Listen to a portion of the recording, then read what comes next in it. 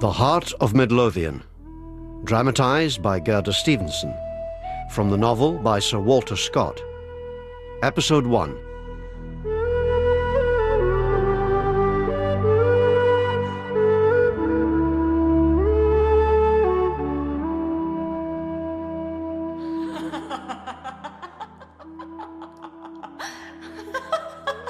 My sister. There's no a day goes by I dinna think on her. Well, my half-sister, but nae matter. To me, when her mother died, she was my ain wee bairn. Bonnie Effie Deans. A riot o' gowden curls jigging round her laughing face, and her spirit as lightsome. I mind her running about my feet as a wee lassie while I was milking in the byre. "Jeanie, Jeanie," she'd say, hodding up a buttercup, yellow as her curls. "Lift your chin and let me see. Do you like butter, Jeanie, do you?" I still dream about her at night, after all these years. The hangman's noose swinging, and me tramping the lang road to London. I'd climb Jacob's ladder to the stars to save her. I miss her. The Lily o' St Leonards. That's the name they gave her, the folk that came by our father's pasture in the King's Park. The flower amang them all, like the old sang says, the bonniest lass in Edinburgh toon. The elfin knights out on the brae, the broom grows bonny, the broom grows fair, and by their camlilton a lady say gay, and we don a gun doon to the broom nae may. Whoosh, Effie, Feyther's coming out the byre. Never mind your silly songs, Effie. You mun exercise your lungs in homage to the Lord now. You're late for our family prayers. We'll be in directly, Feyther. Where hae you been, Effie? It's no late, Jeanie. It's chap at 8 on every clock of the toon, and the sun's gone down a hint like Carstorphine Hill. Where hae you been? Nae what? And what was that? The man that you parted with at the stile? Naebody. Nae whore? Naebody? If you ask any questions, I'll tell you nae lees. I never ask what brings that great sumph, the Laird of Dummy-Digs, to the door, day after day, glowering at you like a tomcat. You ken fine he comes to see Feyther, no me. Dummy-Digs? He's daft on ye, Jeanie. The glorious night on his near knackered old charger Rory Bean. Whisht! And what about Reuben Butler?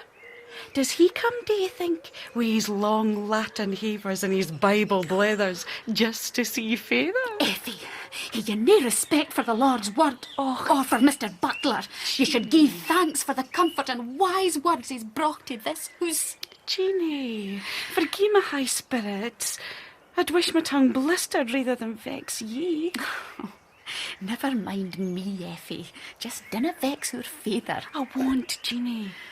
If there's as many dances tomorrow in Edinburgh toon as merry dancers in a night sky, I winna budge an inch frae this door, I promise. Dance?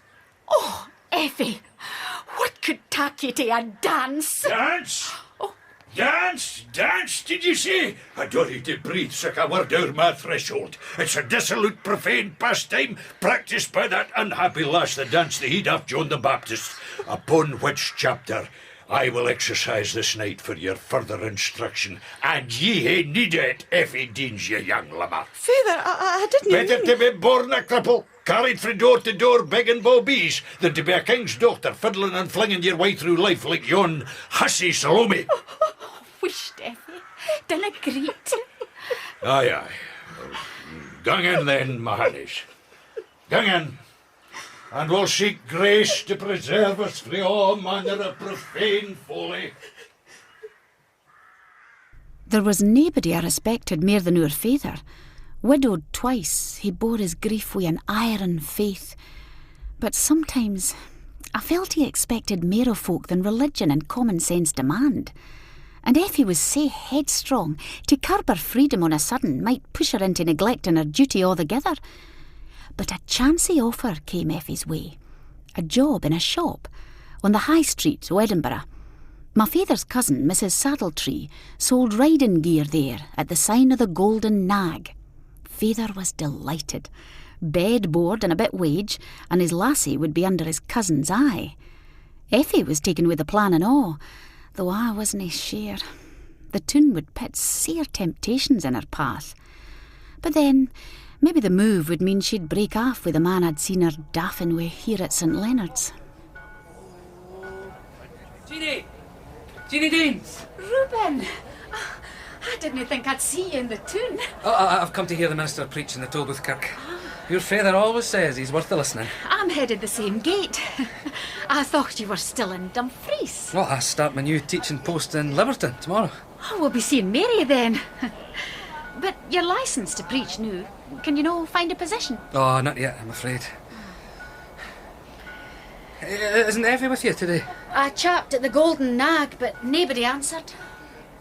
As we reached the Tolbooth Kirk, we saw a huge crowd gathered at the door. Aye, we'll be lucky to get a pew. Is there something going on? Have you not heard, lassie? The minister's given his sermon to the poor rascals up to behind the morning. Who's that? Andrew Wilson and his sidekick, Geordie Robertson. What a business, eh? Aye. It's a sin to see twa men hang it for talking what's only there. Aye. Damn the tax man and his contraband. It's a fair scunner to think of the mountain of gear swiped away from folk. But I'm sure you'll allow, sir. Wilson and Robertson are notorious thieves. Out of your step there, man. Nobody grudges Andrew Wilson his £400. It'll do nae harm for yon tax man to fill his pockets empty for you. But the law is rendered meaningless, surely, if it makes exemptions. Oh, exemptions indeed. The English pledged exemptions to their rotten rates and articles of duty, but they broke their poxy promise. That's right. When we had our own parliament men, we could people them with stains if they weren't good bairns, but nobody's nails can reach the length of London. A plague in London and all that came to it. Mind what Scotland was Scotland. They ta'en a war parliament and oppressed their trade. Aye, it's nae one our folk are at war with the excise. You canna get your meat without paying through the roof. Aye, and cloth. They'll hardly allow a Scots needle to sew a ruffle on a sock. You're right. Aye.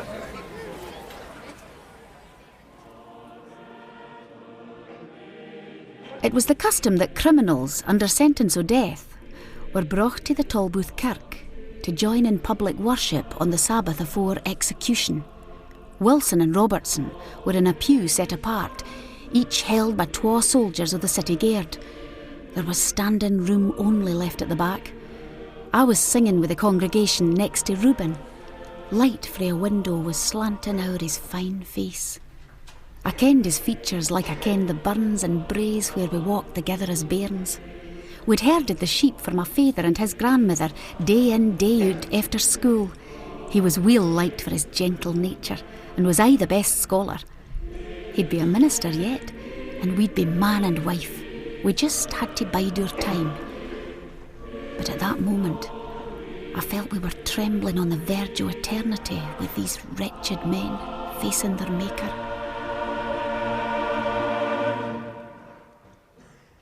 Andrew Wilson and George Robertson, condemned as you are for vile law-breaking that cannot be tolerated by God and man, unite your thoughts and voices for the last time with your fellow mortals in addressing your Creator. We all shuddered at the thought of final judgment, and young Geordie Robertson looked near in tears.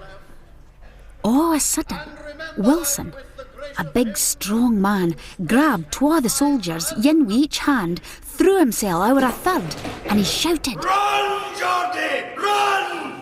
We were all stunned, Geordie as well. But then the congregation began to shout. Geordie, that's it! Run, Geordie. Run! Robertson shook himself free of the last soldier and ran. Nobody was inclined to stop him taking this last chance for his life. He gained the door and was gone. Wilson went to the gallows alone, a hero.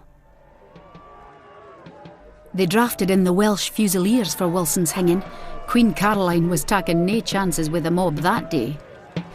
Awbody kens the story, how Andrew Wilson met his Maker at the hands of Captain Porteous the most hated soldier in Edinburgh town. Why is the prisoner no manacled, officer? Get the handcuffs on, do it! Now! They wanna fit Captain Porteous, sir. He's our muckle. Oh, for God's sake, I'll do it myself! There, Wilson. Your thieving hands will no stray far now. You're an animal, Porteous. An animal. Have mercy on me, man. He's bleeding! My God, look at that! Aye, Porteous, you're a bloody animal! I should be thinking on my making in my last moments. Can't full of pain. And what signifies that, man? Your pain will soon be over. Your cruelty is great, Porteous, but mind on this. You may hae need yourself of the mercy you would gain out to your fellow creature. May God forgive ye.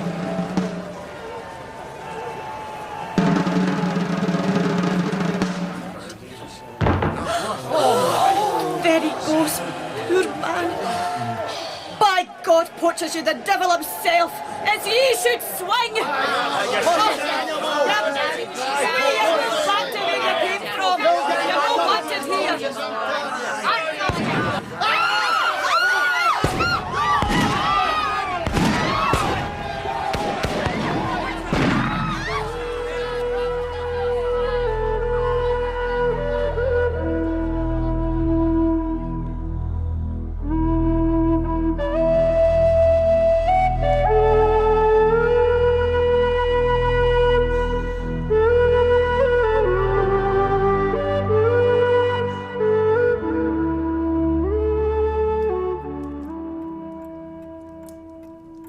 What was Porteous thinking? To fire at the crowd? Innocent folk. 6 or 7 people killed in cold blood. 20 of them, I heard, Reuben. Women, bairns and all. A massacre, they're saying. Well, they've been flinging stains, nae doot. It's hardly a proportionate response, Mr. Deans, even if they had. You're a silly called Reuben Butler, with your bits of argument. The handcuffs were eaten into Wilson's flesh, Father. I heard it from Mr. Saddletree. He saw it all. His pain was great, but he was a tower of human dignity in his final moments, so they say. But what on earth possessed Porteous to open fire on the crowd? Madness. Aye, well, he's to hang for it himself now. An eye for an eye, a tooth for a tooth. The tables he turned. Our Porteous will hae plenty of time to reflect on justice now, up there behind bars in the Heart of Midlothian. The Heart of Midlothian. The name they gave the Tolbooth prison. A dark and wanless place I'll no forget this side of the grave. I canna say or even think its name without my ain heart heaves and hurts me. God forgive me. I wasn't attentive. I should have taken the trouble to visit Effie at the Saddletrees more regular. I did in the first few months. But I was doing Effie's work as well as my ain now. We grew our kale and vegetables. We had the chickens and had the cows to milk, the butter to churn, the cheese to mak and sell. My days were full. Yon brown hen stuck laying all together, Jeannie. I'll hate to wring its neck. Can you no gie her a chance? She was laying fine last month. I'll hae a look at her when I've hung up this washing. There's nothing to see. It's for the pot. Oh, we'll hae company wi' your kale. Here's old Rory Bean and his maester harpling over the brae. Surely noon. You could set your clock by the Laird of Dumpy Dykes. Aye, and yon's about all the use he is. Although he never spoke about it, Father had high hopes I'd be Lady Dumbydykes yin day. I couldn't think of a worse fate. I never kenned what the gummerel might be coming out with next. Jeannie, woman! Jeannie! It's a broad day for the drying. Aye, it's fine. Oh, there now, Rory, oh. And how's all with you, Jeannie? Fine, fine. Ah, Jeannie, woman. He sat on Rory Bean like a king on a throne, ogling at me frae the saddle with those gleekit green eyes. Jeannie. You'll tak some kale wi' us, Laird? Ah, well, that. Where's the good man? Feyther's in by. Well, I won't tell him the news of Porteous. Oh, aye, he was hanged the morn, was he no? Ah, well, that's just it. He's got the Queen's reprieve. Here, Chippy Chip. Chip, come here, my wee hinny. Now let's have a look at you. If yon Porteous can keep his neck frae the rope, I'm sure we can do the same for you. Jeannie? Effie? Jeannie. Jeannie, I'm sorry. Effie? What's wrong? Are you no well? My, but your cheeks are like ash. What's happened, Effie? You didn't ask me. Look at the state of your clays. Where have you been? Why are you no at Mrs. Saddletree's? I can't go back there, Jeannie. I've brought shame on her, on you, and Feyther. Oh, and in the kind of what to gang, my life's a ruin. Are you having a bairn, Effie? Is that it? Tell me. Oh, my bairn. I'll never see my bairn. It's dark. Jeannie, it's all dark. Oh, Effie, dear, wheesht, I can't make sense of you. What are you saying? I heard it cry, Jeannie. I've milked the gate and my bairn will be hungered, but I can't find it. Oh, help me, Jeannie, help me. Where's the feather on your bairn, Effie? No, do not ask. Is it yon man you were daffing with last summer? I can't tell you, leave it be. Calm yourself, Effie. Come awa into the house. We'll get you into your bed. Here, wrap my plaid round you, and Feyther will no see the state you're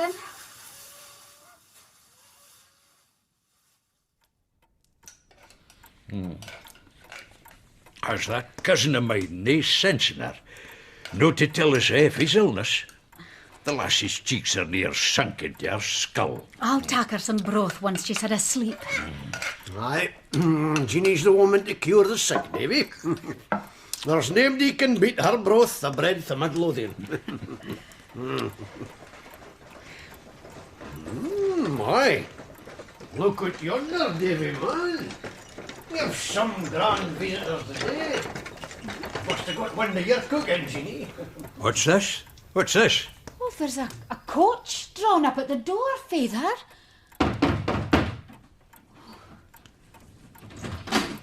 Good day to you, sirs. Is this the residence of Mr. David Deans?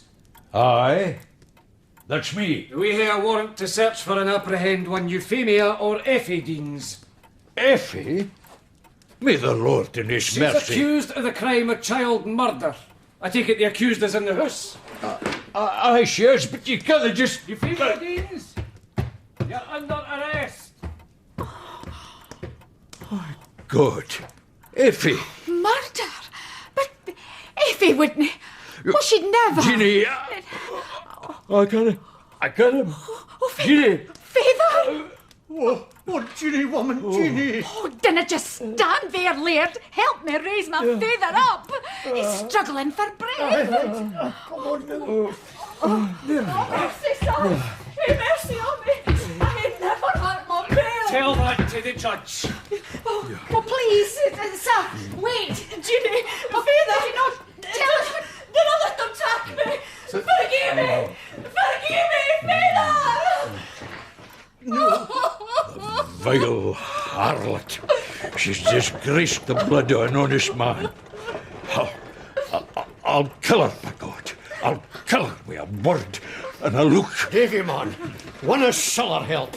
Here, take my money, man. No, Lear, no seller. An eye for an eye, a tooth for a tooth. It's the law of God and the law of man. Leave me, sir. Leave me.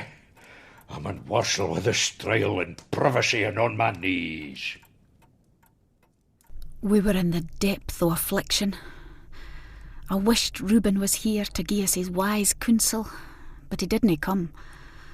As the day wore on, I joined Feyther in prayer, and we read frae the Bible till sleep overtook us. We'd nae thought o' the storm that was brewing in Edinburgh toon, nor that Reuben and Effie were in the very eye o' it. We must keep good order, friends. Good order at all costs. Aye, Madge. The lady's mine. Let me pass, if it please you. Ah, but it doesn't please us, maester. We're fine ladies, and we hate to be pleased. By your voices, your men, however many petticoats you sport, let me pass, sirs. Oh, you munna rub Madge wildfire up the wrong road. Eh, Madge? You won't get through the city walls tonight, man. The ports are all barred. We're boarding up the wickets. Are you a clergyman? Man licht! Bring out the torches, I can't see the bloody nails. I'm in orders, but not yet placed as a minister. Ah, it's Mr. Butler for Liberton. You've discharged the duty as wheeler's only man. You must turn back with us, sir. For what purpose? You'll find out soon enough. But you must come with us. We'll force you if necessary. I warn you, Butler. Keep your eyes to the front. Look no man in the face. And remember, tonight is only a dream. The crowd was thousands strong, but orderly and eerily quiet. Reuben was at the front with the Amazon called Wildfire. They swept up to the high street and with nae violence disarmed the city guard, destroying their drums and silencing the rain, so the alarm couldn't be raised. Then they headed for the Heart of Midlothian. Man balls, man! Man balls! The troops will be done for the castle if we done anyone through! Try it with fire! Aye! Use your torch! Fire it in! Porteous, thrust them on the boat! Well, Rossman is in prison door! Are you mad? We'll have him die where a murderer should die, on the common gibbet, where he spilled the blood of so many innocents. For God's sake, vengeance is mine, saith the Lord. It's not for you to wreak upon your fellow man. An eye for an eye, Butler. The law of retaliation. Take him, men. Bring Porteous out, but let no man hurt him. We'll carry him to the grass market. Let him make his peace with God there if he can. Mr. Butler here will see to that. We may kill his body, but not his soul.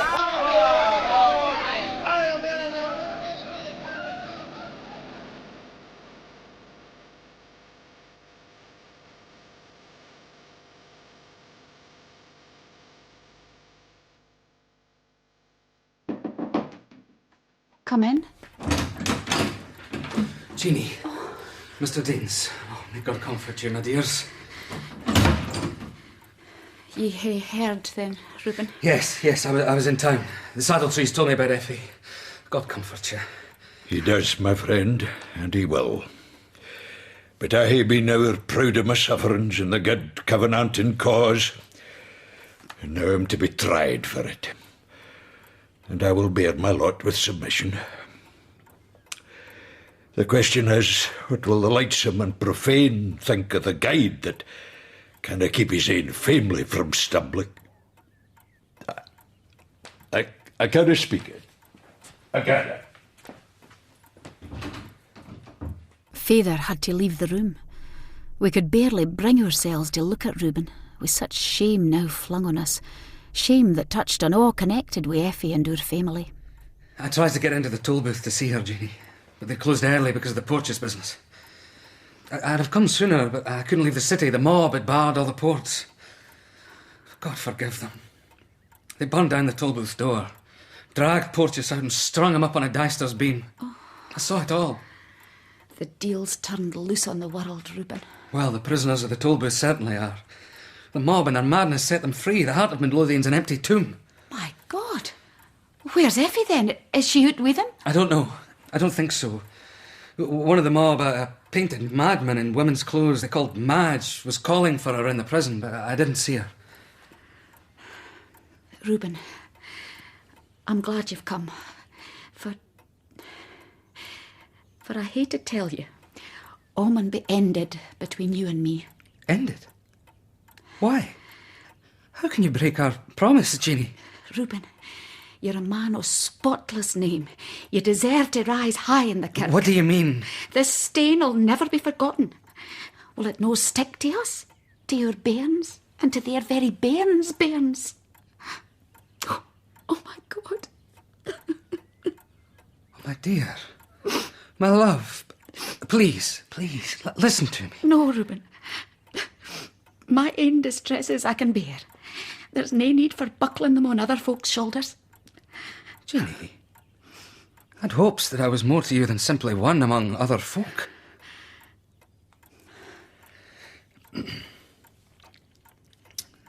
I'm charged with a message to you, Jeannie. Oh? And who gave it? A stranger. A young man I met on my way here through the park. And what did he say? That he's sorry he couldn't meet you at the hour proposed, but wants you to meet him tonight at Mushet's Cairn as soon as the moon rises. Tell him I'll come. I pray to God I'll never see him again. There was something utterly desperate about him. Why are you so willing to meet him? I hae nae choice in the matter. Who is he, Jeannie? I dinna ken. You don't know? You promised to meet a young man at such a time and in a place so lonely. You say you're compelled to do this, but don't know him. Jeannie, what am I to think? Just that I speak the truth. I must meet him. There's life and death in it. Won't you at least tell your father? Ask him to go with you. I canna. I daurna.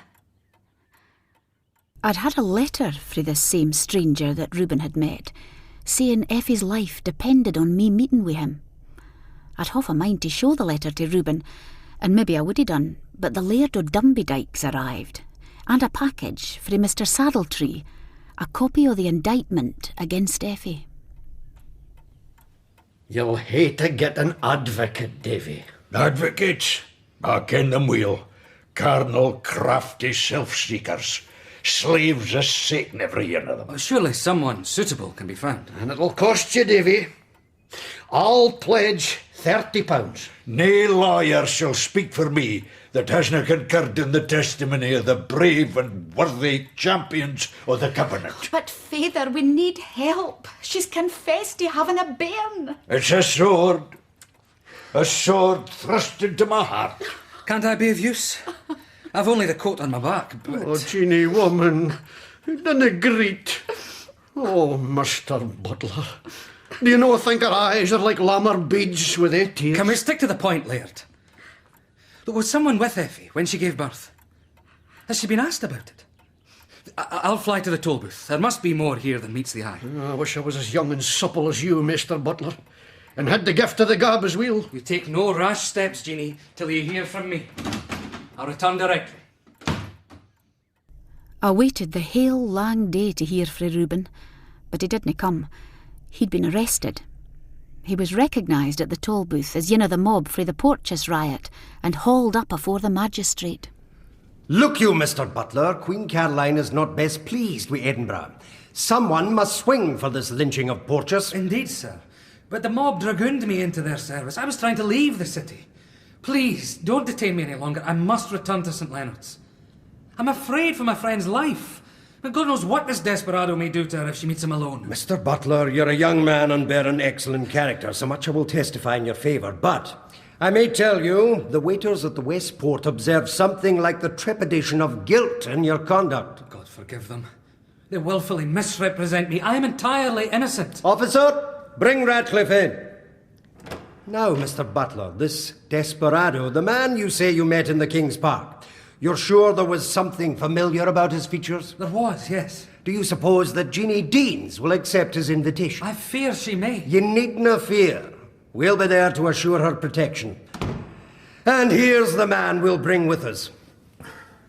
Mr. Butler, meet Mr. Ratcliffe, a most notorious thief. Aye, but he turned over a new leaf. We must all strive in the Lord's work. That's true enough, Minister. He's here, I may say, Mr. Butler, under sentence of death. Aye, and so are we all, Your Honour, as yon Minister said in the Tolbooth Kirk the day Geordie Robertson ran off. Was Robertson among the rioters last night, Rat? How should I ken? I wasn't here. I could have bid for my freedom with the rest of the rabble, but I had taken a fancy to this place, and I'm expecting a new post in it. A whipping post, mair like. Under Turnkeel, Damie Fine. I hear there's a vacancy. Tax the thief to catch you, and I know, Mr. Butler. This Robertson, who or what is he, Ratcliffe? Well, he's no fee Edinburgh, that's certain, sure. He's been a soldier and a play actor, and a devil among the lassies. A play actor? One of your men last night in women's clothes, perhaps, butler, your wildfire dame? I can't say, sir. Their faces were smeared in soot and red paint. Was Robertson in on this Porteous job? I tell you, I was in the toll booth here. I didn't care. No, that won't do, Rat. You're condemned to hang. For the 4th time, to my knowledge. We cannot let you loose in the public again unless you do or say something to deserve it. Well, it's a queer way of beginning a trade in honesty. But damn it. I saw Geordie Robertson among the boys that broke into the jail, and I saw him speaking to the wench Effie Deans. There. I suppose that'll do me some good. That deal, did you? Well, Mr. Butler, put that together with your desperado that's to tryst with Jeannie Deans at Mushat's cairn. Sure as I live, Robertson's the father of the lassie's bairn. Officer, bring in Madge Wildfire. Now we're feeling some heat. Prepare to meet the genuine article, Mr. Butler. There's bedlam in the heart of Midlothian this day. Have it all Beelzebub, all of us squeaking for fear. You're in good voice, Madge, and dressed out in your bras, I see. These are no your everyday clothes you have on. It's no ilka day I hear the company of magistrates and ministers, my bonny Mr. Sharp at law. Take my feathers and finery as a compliment. Good evening to you, Daddy Rat. They tell me you were a hanged man. Or did you slip the noose again? Wish you daft Jordan. Hear what's said to you. Get back, my doctor! Get back to me! You can't come in here, woman. Away with you. My bairn! I want my bairn! In God's name, another lunatic. Get out of here, you wildcat! What do you want, good wife? Who are you? What do I want? You gutter bloods with your lordships and honours. I want my bairn. It's Meg Murdochson, sir. Madge Wildfire's mother. Madge Wildfire, me like. Come out from under yon table, you hussy.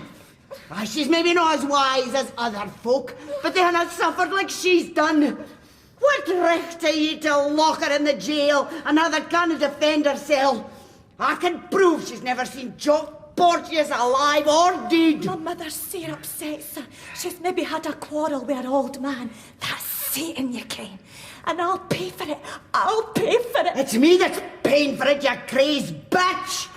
They ripped the clays off our backs, tak what penny o' siller we hae, and haul us to the correction house in Leith Wide. Your daughter's safe enough, woman. She'll no swing. Officer, take the old Carlin out of here. I'm as honest as ye, ony day. You bloodsuckers, born beggars and bred thieves. Let's crack on with the business, or I'll be too late for that game of golf I promised the procurator. Come here, Madge. Let the minister see you.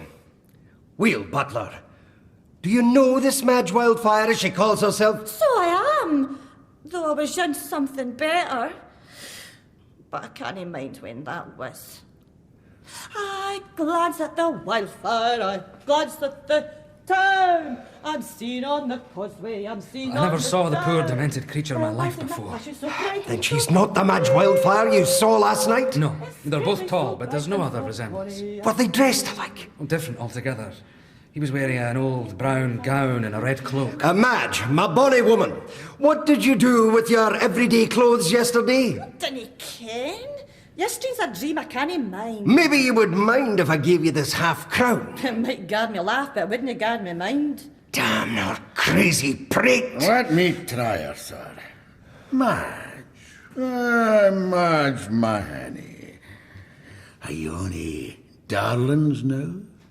If anybody asks you, Daddy Rat, say you didn't ken. Oh, you can't be an old maid so young, Shirley.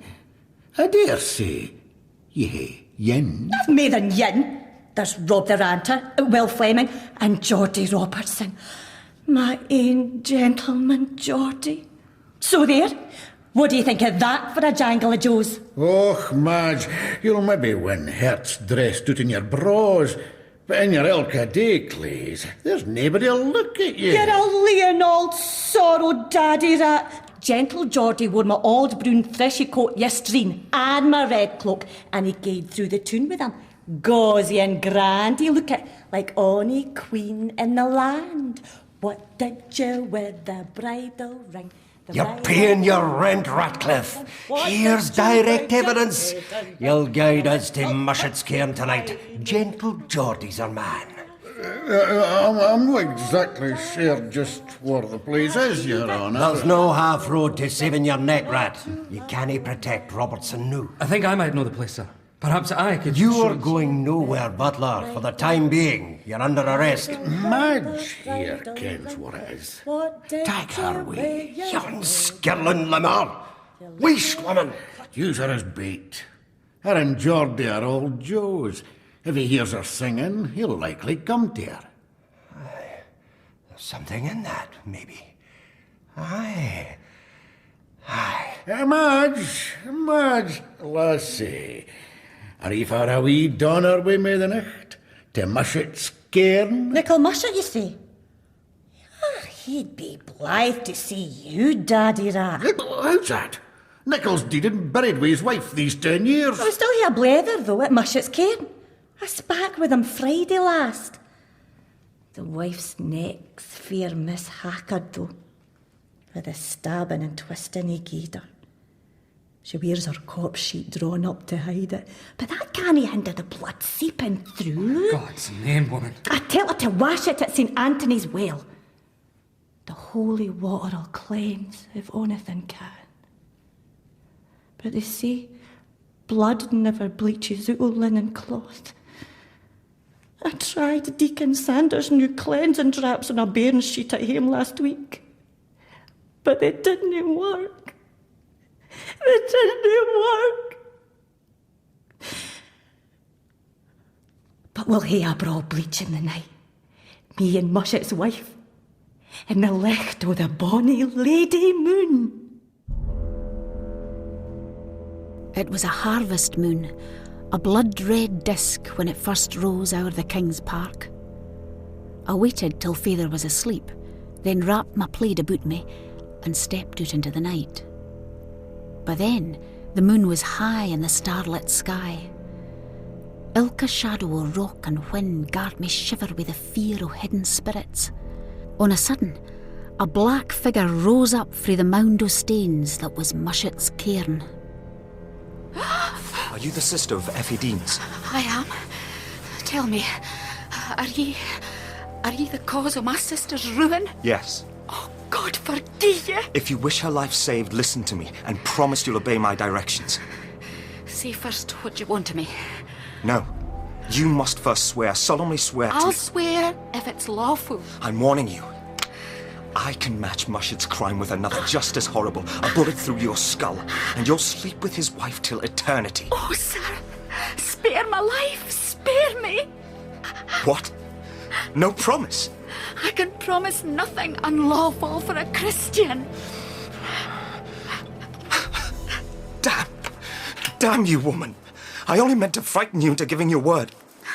Effie can be saved, but... Is she guilty? Innocent. Innocent of everything except that she trusted me. And is the bairn alive? I don't know. I don't think so. The person I charge with helping at the birth murdered the child or has disposed of it. But not by Effie's knowledge or consent. You said her life could be saved. Yes, and by you. How? In God's name, tell me. You saw your sister before the child was born? Aye. She must have confided in you. Told you she was having a child. She never said... Nothing would be more natural. And her doing so would, as their absurd cant goes, take the case from under the statute. Because, this is the nub, it removes the quality of concealment. If a mother hides the fact she's having a child, and that child is murdered or even missing, then premeditation of murder is presumed. She's confessed the birth of the bairn, though. Yes, but concealment of her condition prior to birth is the issue here. Believe me, I know their jargon, and the quality of concealment is essential to this statutory offence. Effie must have told you she was pregnant. She never spoke to me about it, but she wept bitterly when I mentioned her changed looks. You asked her questions? Aye, but... Then you must remember that she answered you with this confession. That she'd been ruined by a villain who assured her he would provide safety for her and their child. That's all you have to say. But how can I remember what Effie never told me? Are you so dull? It doesn't matter whether she said it or not. If you're afraid of the judge and his cronies, you needn't be. They'll rejoice to see such a lovely young woman slip the noose. But I hate to call on God to witness the truth of what I say. This is splitting hairs, woman. There's no falsehood except that it wasn't told to you till now. God will ken the falsehood. And he will know the motive. He has given us a law for the lamp of our path. I may not do evil, even if good were to come o' it. Shh. There's someone. It's Mad Madge with company. Damn her. I dare stay no longer. Tell no one you saw me, and remember, your sister's fate is in your hands. She's here, Radcliffe! Over here!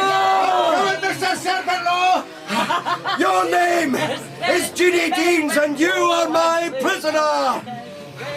But if you tell me who he is and which way he ran, I'll let you go. I dinna ken, sir. We will try to mend your memory then. I see him! He's on the edge of the brae! Chase, lads, chase!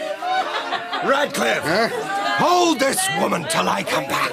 I said... Hold ye still, Mr. Jeans. And keep yon screeching peahen quiet! Wheest, Madge, wheest, Madge. Madge, you're hollering Sir Geordie Wheel, and he's safe awa. Now's your ain chance. You'd best run for it, Madge. I'll allow Daddy that and leave you to blow the bellows of hell. This is a braw nicht for you, Jeannie Deans, to be in the green hill with your Joe. Lads and lassies dinna meet at Mushet's cairn at midnight to crack nuts. If you're an officer of justice, sir, you deserve to have your coat stripped from your back. Maybe I'll strip your cloak off first. Have pity, sir, for God's sake. Never fear. I won't harm you. Aye, I was for being an honest man, but it's been a hell o' a day. Tell you what, Jeannie, I ken a place we can rest, and we'll leave Mr. Sharpet-Law to whistle on his thumb. Dinna speak so loud. He's up yonder. Who? Robertson? Aye, by the ruins of the chapel. Oh, by God! Wait for me here! I could see that drink had dulled his senses, and I sent him on a wild goose chase. I never followed my ain wee collie with as much speed when the coos were in the corn as I now cleared the distance hame. I prayed all night for God to guide me through this sair plight, either to sacrifice my sister by telling the truth, or commit perjury to save her life. If only Reuben would come, but there was nae word. By and by we heard he'd been declared innocent and released on bail. He was charged to stay at Liberton and wait to be called as a witness in the Porteous case. Effie was questioned, but she wouldn't speak a word o' her gentle Geordie. They asked us and all, Father and me, but we ken naething o' Geordie's whereabouts. He'd vanished into the night. I hae an order frae the Bailey to see my sister, Effie Deans. I ken that fine, lassie. Oh, it's you. I didn't ken. Aye, it's me, Daddy Rat. I hae a special charge to stay in the ward with you all the time you and your sister are together. Jeannie. Oh, my dear Jeannie. Effie, my dear. Oh, you're ill. Oh, my darling. You're very ill. What would I no gie to be staying called deed? I hae nae friend left in the world, Jeannie. Huts, lassie. Dinna be so doomsdoon-hearted. There's mony a tod hunted that's no killed. Oh, Effie. If you'd spoken a word to me about having your bairn, if I were free to swear but yin word o' how it stood with you, they couldn't touch your life. Could they no? What told you this, Jeannie? Yin that kenned what he was saying well enough. Was it him, Jeannie? Oh, what else would take an interest in such a cast by as me? Was it George? Oh, I can see it was him, Jeannie. Oh, poor lad. And I was thinking his heart was as hard as a millstone, and him in such danger himself. Effie, he suffered all this, and you can still think of loving him. Love him? If I hadna loved as I've loved, I wouldn't be in the Heart of Midlothian now. Oh, he loved me, body and soul. But his life in danger to set me free. He came for me, Jeannie. He hacked the prison door down to win me. Aye. You should have run out of here with him, lass. No. What use is my life now I've lost my good fame? He broke into the toll booth to hang Porteous, Effie, no to save you. Aye, well, maybe for both, I'm thinking. Oh, my God. Oh, my God. You ken where he put my bairn. Oh, Daddy Rat, where had he put my bairn? You should have asked old Meg Murdochson, Mad Madge. But it's all late for that. They've left the town, I hear.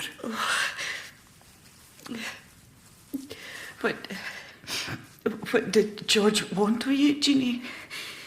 He wanted me to perjure myself. And you told him you wouldn't come between me and the death MTD? I told him I daurna swear an untruth. I'll tell you the untruth. Murders the untruth. I laid down my life for my bairn. I believe you, Effie. Oh, I'm glad you did me that justice. It's virtuous folk like you, Jeannie, with your fear o' temptations that cast the rest of us into hell. I didn't deserve this for you, Effie. I'd lay down my own life to save you if it would. Oh, yeah, you want to say a word for me? That word is a grievous sin. Never speak more of it. Good day to you, sister. You're keeping Mr. Ratcliffe waiting. I must say it's damned hard. Just a wee word would give the lass a chance. Are we to pair this way? Oh, Effie, look up at me. Tell me what you'd hear me do. Oh, no, Jeannie. In my best, I was never half so good as ye. And why should you make yourself worse to save me? Now that I'm no worth the saving. Oh, Effie, dinna. Oh, God knows I ken in my sober mind I wouldn't wish any living creature to do wrong to save my life. I might have fled through the toll booth with yin that would carry me through the world and fend for me. But I said then, and I say now, let life gang when good fame is gain afore it. My spirit's broken, Jeannie. Whichever way I look, Meg Murdochson's face is stretching out, making moves and laughing at me, like she did when she told me I'd seen the last of my bairn. Lassies, I hate to tell you, your time's up now. You'll hate your part. Try to sleep, my dearest. Aye.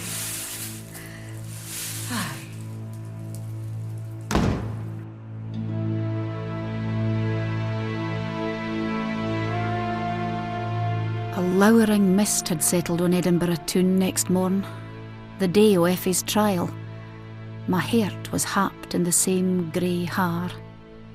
Wi' feyther on my arm, his head bowed in shame, we walked frae St Leonard's to the court. She'll swing, bigod! And here leave! Unless she wins the royal reprieve! Shame on you, hussy! It's your father and sister, let them through!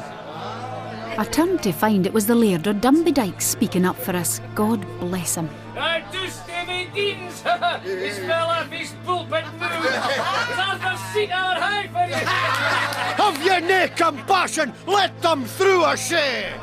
The crowd made way at the Laird's sign, and he led us into the court.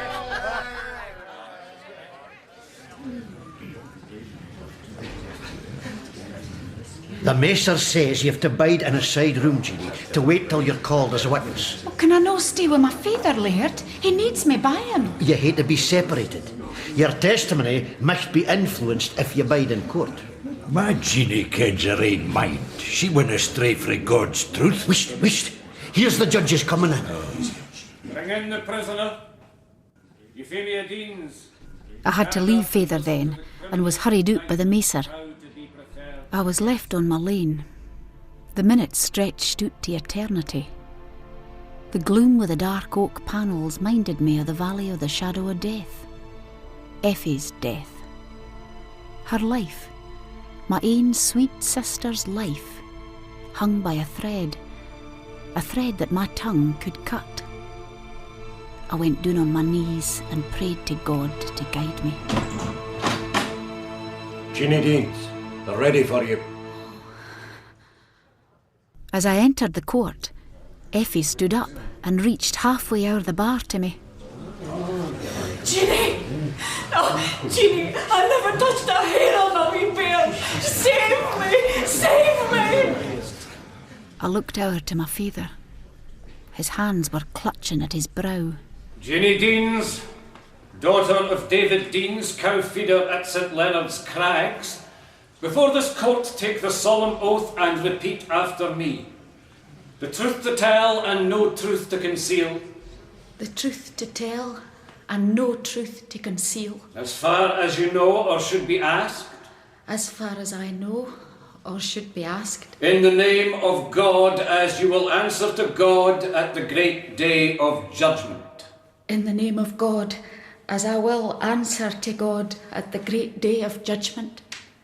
Young woman, it is my duty to tell you that the truth, whatever its consequences may be, the truth is what you owe to your country and to that God whose word is truth and whose name you have now invoked. With that in mind, use your own time to answer the questions that the counsel for defence will put to you. Mr. Fairbrother, you may proceed. My lord. Jeannie Deans, has anyone instructed you what evidence to deliver? No, sir. Has anyone promised you any favours or good deed or reward for your testimony? No. My bairn is no like the widow of Tekoa. Nae man has put words in my daughter's My mouth. lord, who is this widow Tekoa? Has she been tampering with the evidence? With respect, my lord, this is a violation of the law. He's referring to the book of Samuel, man. Let the defence get on with it. Sorry. Mr. Fairbrother, proceed. Thank you, sir. Jeannie Deans, you are, I think, the sister of the prisoner? Yes, sir. And had you not remarked your sister's state of health to be altered during the latter part of the term, when she had lived with Mrs. Saddletree? Yes, sir. And she told you the cause of it, I suppose? I'm sorry to interrupt, but I must ask, in your lordship's judgment, whether this be not a leading question. If this point is to be debated, then the witness must be removed. That won't be necessary, my lord. I will reshape the question. Pray, young woman, did you ask your sister any question when you observed her looking unwell? I asked her what ailed her. Very good. Take your own time. And what was her answer? Effie's eyes were fixed on me, glistening with a desperate hope. Father's face was the same. I kenned in that moment he believed that Effie had confided in me. But I'd sworn afore God to speak the truth. Take courage, young woman. I asked you what your sister said ailed her when you inquired. Nothing. Nothing? You must mean nothing at first. But when you asked her again, did she not tell you what ailed her? Alack! She never breathed a word to me about it. Father slumped frae his seat to the floor. Effie struggled to get free of the guards that held her so she could gang to him. I killed him! I killed my father! They took Feyther out to the side room for some water. I sat with him there while his spirits revived, but when the jury returned, I went back in. We all kenned what the verdict would be. The judge gave it, then called for the doomster to read the sentence. A tall, haggard man stepped forward, like a storm cloud frae hell sweeping into the court, his black and grey robes glinting with their silver trim. He was the executioner in awe, a fearful figure. The hale room held its breath as his voice boomed the final, fatal words.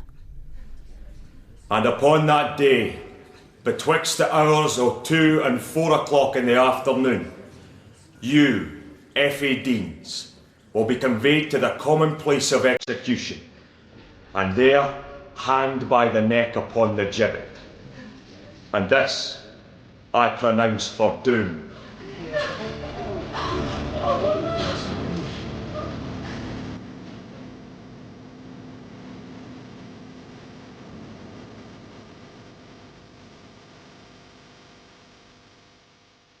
In The Heart of Midlothian by Sir Walter Scott, Jeannie Deans was played by Gerda Stevenson, Davy Deans by Tom Fleming, Effie Deans, Irene Allen, Reuben Butler, Robin Lang, Dumby Dykes, John Buick, George Robertson, Simon Donaldson, Madge Wildfire, Pauline Knowles, Meg Murdochson, Anne-Louise Ross, Radcliffe, James Bryce, Sharpet Law, Laurie Ventry, and Captain Porteous, Simon Tate. Other parts were played by the cast. The Heart of Midlothian was dramatised by Gerda Stevenson. The director was Bruce Young.